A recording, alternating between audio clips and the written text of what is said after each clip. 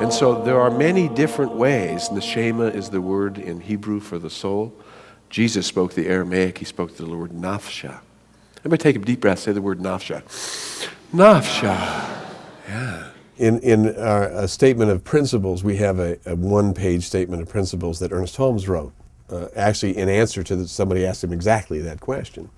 And he answered the opening part of that question. He says, I believe in God, the living Spirit Almighty, one absolute, indestructible, self-existent cause. This one manifests itself in and through all creation, but is beyond all creation and never absorbed by its creation. So we believe in God as God as the living Spirit, the source of all life, and that all things emanate from that one place. And so this power is not something we have to go in search after. It is something that is right here, close, nearer than our very breath. God was no longer a masculine substantive form, a moody paternal character, angry and vengeful one moment and merciful and equanimous the next.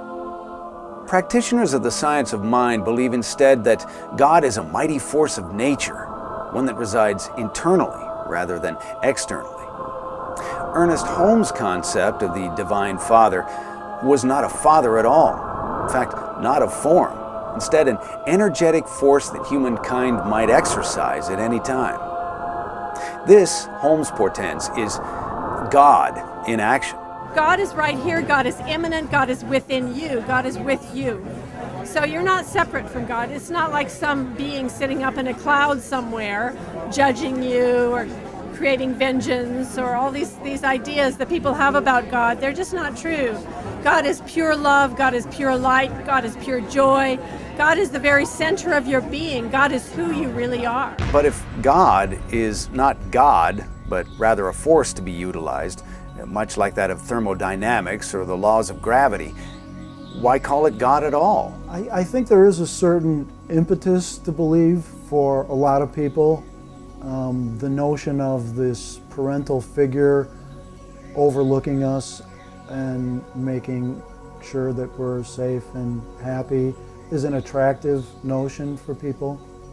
We mammals, we human mammals, are dependent on our parents longer than any other creature in the world. So having someone look over us is, I think, sort of a natural thing. We don't want to die, most of us, ever.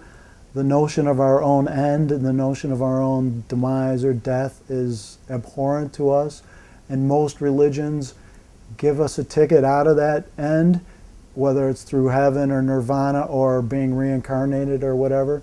So I think there are some real practical reasons that people believe on an emotional level. For Reverend Moses, God is not personal, nor is it an interventionist figure demanding sworn allegiance to it.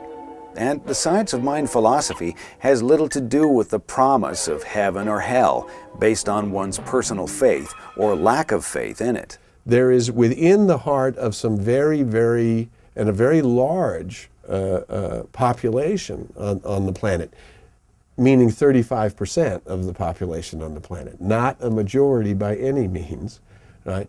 But of those people who consider themselves fundamental Christians, and from that point of view believe that you had to have made a deal with this personal guy, Jesus, that he's your king, and unless you have made that prayer in your heart, you will be banished from the kingdom. You don't get to go to the promised land. Well, so let's look at that mathematically. So if we take 35% and we have 10 people, that means that in any given room, 3.5 of them are going to get to the promised land or the kingdom of heaven, and 6.5 of them have been banished. If you really look at these ideas, they don't make any sense.